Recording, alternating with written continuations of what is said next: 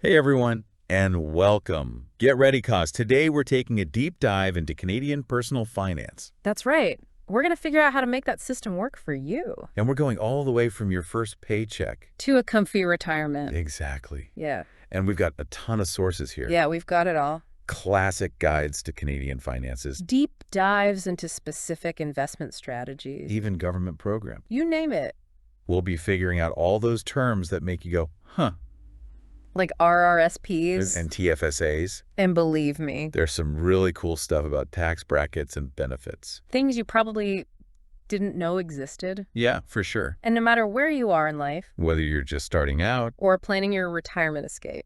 there's going to be something in here for you. Absolutely. Okay, so let's start with the basic. Like of the building a solid foundation phase. Okay, so this is for you 18 to 30-year-olds out there. It's all about setting yourself up for success. Right from the start. That's right. Just imagine you're building a skyscraper. You wouldn't start building floors without a foundation. Right. It's the same with personal finance. I see, yeah. You gotta understand the basics. Like budgeting. Right. A lot of people hear that word budget and they just cringe. I get it. But honestly, it doesn't have to be scary. Or boring. Right. It's more about having a plan For your money. and making choices About spending. and saving.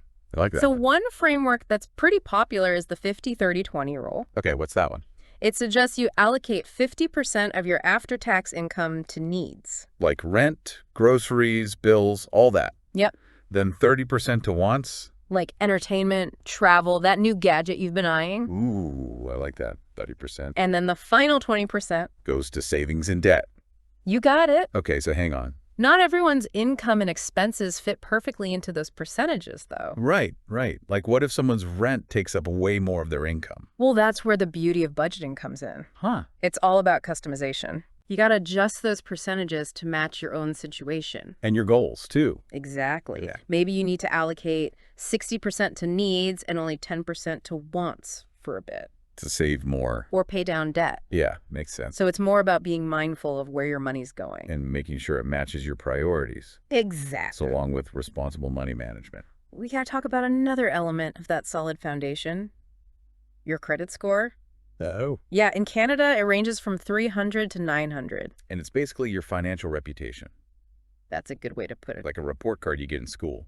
But instead of grades. It shows how you handle credit.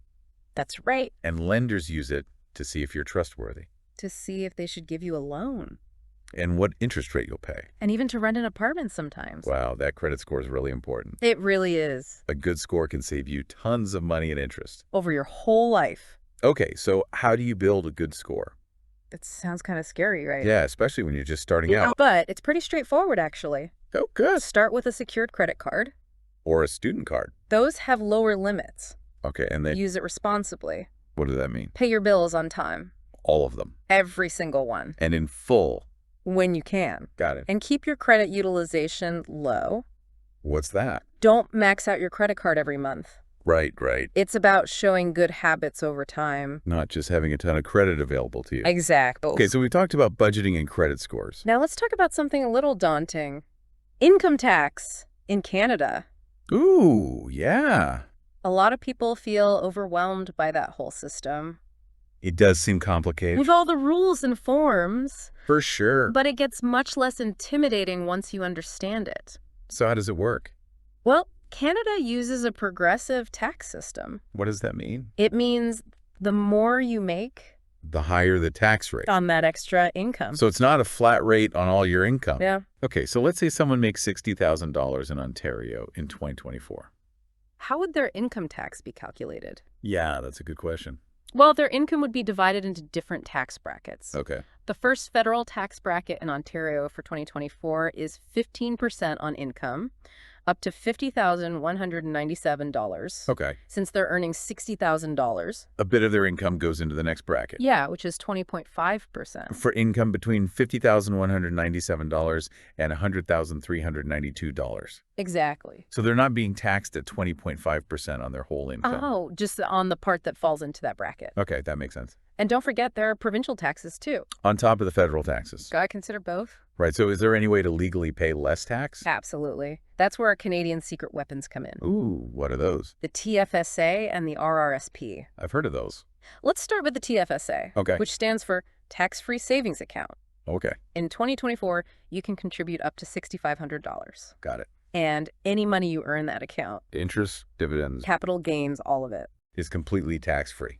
even when you withdraw it. Whoa. So it's like a shelter where your money can grow. And the tax man can't touch it. That's amazing. Now, the RRSP. Which stands for Registered Retirement Savings Plan. That's right. It's designed for retirement. And the money grows tax-deferred. Meaning you don't pay tax until you take it out. In retirement. But the best part What's that? is that your contributions can actually reduce your taxes right now. Wait, contributing to my RRSP can save me money on taxes now. Absolutely. How does that work? So let's say you're earning $50,000. And you contribute $10,000 to your RRSP. Okay. So now your taxable income is only $40,000. You got it. And that could put me in a lower tax bracket, Potentially. meaning I pay less tax overall. Exactly. Wow. So you're saving for retirement and getting a tax break? Yep. Amazing. And there's another advantage. The earlier you start contributing to both, Your TFSA and RRSP, the more time your money has to grow. thanks to compound interest. Right. It's like a snowball rolling down a hill. I love that analogy. It starts small, but as it rolls, it picks up more snow. And it grows and grows. Exponentially. And compound interest is the same, Your earnings make more earnings. leading to huge growth over time. That's right. So even small contributions now can become huge later. Absolutely. Every little bit helps. Speaking of getting money back, what about the GST/HST credit? Ah, yes. Money back from the government. Love that. It helps individuals and families. With low and modest incomes, It offsets the cost of GST/HST. which is the sales tax we pay on most things. Right. And the amount depends on your income and family size. Yep. I'm definitely going to check if I'm eligible for that. You should. So we've covered budgeting, credit scores, income tax, and savings programs. That's a pretty solid foundation. Yeah, it is. But what about buying a home? Yeah, lots of people dream of that. Well, Canada has some amazing incentives for first-time home buyers. Ooh, tell me more. We'll explore them in more detail later. But just know there are options to help with that down payment. All right. I can't wait. But first, We need to level up our finances. we're talking about ages 31 to 50. When careers are in full swing Families are growing. and financial goals are even bigger. It's like reaching a new level in a video game. I like that. Get new tools and strategies. To take on bigger challenges. That's right. So get ready to level up your financial game. And don't worry if you haven't mastered everything from the first stage. It's a journey, not a race. We'll be here to guide you all the way. Okay, so now we're leveling up Yeah, we're talking ages 31 to 50, those middle years. when life gets really interesting. Yeah, careers are booming. Families are growing. And financial goals are getting bigger and bolder. Absolutely. It's a time for some exciting possibilities. But it can also feel a little overwhelming. Oh, yeah, trying to juggle it all. For sure. So how do we manage it? Well, the key is to start by building on that solid foundation we talked about earlier. And then we can implement some more sophisticated strategies. So speaking of sophisticated strategies, Retirement planning. yeah, that really starts to take center stage during these years. It's not just a distant concept anymore. It's something we really need to prepare for. You got it. It's not just about saving some money anymore. Right. It's about knowing how much you'll actually need for retirement. And then working backwards to make a plan to get there. How Exactly. many factors to consider? Oh, yeah. You've got life expectancy, inflation, healthcare costs. How do we even estimate how much we'll need? Well, there are some really great retirement calculators online. Oh, cool. They can help you get a rough estimate based on your age, income, and expenses. But it's just a starting point, right? Right. It's essential to review and adjust your plan as things change. Okay, so it's not just set it and forget it. Nope, you got to stay engaged with your retirement planning. And make those adjustments as you go. Exactly. Okay, so remember those secret weapons from before? The TFSA and the RRSP, Yeah, those well, they become even more powerful now. during these leveling up years. Right. Because as your income grows So does your potential to maximize those contributions. and get those tax benefits. Right. Let's talk more about the RRSP. Yeah. You said the contributions can actually reduce your taxes today? Yeah, I Did did. you give me a specific example? Sure. Let's say you're earning $75,000 in 2024 Okay. and you decide to put $10,000 into your RRSP. Right. So that reduces your taxable income to $65,000. Okay. And remember those tax brackets we talked about? This could potentially bump you down a bracket. Meaning you pay less tax overall. Exactly. So it's like a bonus on top of your retirement savings. That's a great way to put it. And as your income grows, Those tax savings become even bigger. Right. So now I know a lot of people in this age group Yeah, are also thinking about owning a home. absolutely. And we talked about those first-time home buyer programs earlier. We did. Are we ready to dive into those now? Let's go. One program is the first-time homebuyer tax credit. Okay. It gives you a $10,000 non-refundable tax credit. Ooh, a tax credit And that helps offset some of those closing costs. when buying your first place. Exactly. So that's a nice bonus. It is. But I remember you mentioned another program, The homebuyer's plan. the HBP. Right. This one lets you take up to $35,000 out of your RRSP. Wait, from my RRSP. Yep. And it's tax-free Tax-free. to use for a down payment on your first home. So I can use my retirement savings to buy a house. You can, but there's a catch. Oh, I knew there was a catch. You have to pay that money back into your RRSP Oh, okay. over 15 years. So it's not really free. Think of it as a loan from your future self. Makes sense. It wouldn't be responsible to just drain your retirement savings. Right. But it's still an amazing program. Yeah, it really is. It can be a game changer for people trying to save for a down payment. Totally. So we're talking about home ownership. And for those with growing families, there's another program to know about. The Canada Child Benefit. The CCB, What's that exactly? it's a monthly payment, Okay. and it's tax-free. Wait. And it's designed to help families with the costs of raising kids. Kids under 18. Exactly. So how much do you get? It depends on your family's income Okay. and how many children you have. So the more kids you have, And the lower your income is. the more you'll receive. You got it. That's great that there's support out there for families. Yeah, especially during those expensive years. So we can't talk about leveling up finances without talking about debt. Yeah, that's the elephant in the room. It's easy to rack up debt during these years. Whether it's student loans, credit cards, or even that mortgage we talked about. Yeah. So how do we manage it effectively? Well, the key is to be strategic. Go. Focus on paying down those high-interest debts first. Like credit cards, Yeah, those interest charges can really get out of control. if you don't stay on top of them, Absolutely. It's a race against time. before it spirals out of control. That's one way to put it. Once those are tackled, You can focus on other debts. like my mortgage. Right, and pay those down faster. Okay, so we've covered a lot. We have. But before we move on, Yeah, one more thing. what's that? Housing benefits. Housing benefits. Besides those first-time homebuyer programs, Yeah, there are government housing benefits. to help with affordability. Exactly. They can vary depending on where you live. So it's important to do your research. Absolutely. See what's available in your area. And as your life changes, And your income grows. it's important to keep revisiting your financial plan. And make adjustments. Okay, so I think it's time to shift gears again. Yeah. Let's talk about gearing up for retirement. So this is ages 51 to 65. When retirement starts to feel a lot closer Right, we're moving from saving for retirement. to actually planning how we'll spend those years. Exactly. And now we got to focus on those tax-savvy strategies To take money out of those RRSPs and TFSAs. that we've been building Exactly. We want to maximize that income. while minimizing those taxes. That's the goal. That's kind of complicated. Don't worry, I'll break it down for you. Okay, good. But before we get into those withdrawals, Yeah. let's talk about pensions. Like the CPP? The Canada Pension Plan. What's the deal with that? It's basically a foundation for your retirement income. Okay. It's a monthly payment you get. Based on how much you contributed while you were working, The more you contributed. the more you get back. So Exactly. it's kind of like a forced savings plan. In a way, Okay, but it might not be enough to cover everything. that's why we need other income sources. Like those RRSPs and TFSAs. Exactly. So CPP is like a safety net, A good way to think about it. but we still need a solid plan on top of that. Absolutely. So speaking of government programs, what about OAS? Old age security. When does that kick in? Most Canadians can get it starting at 65. And how is it different from CPP?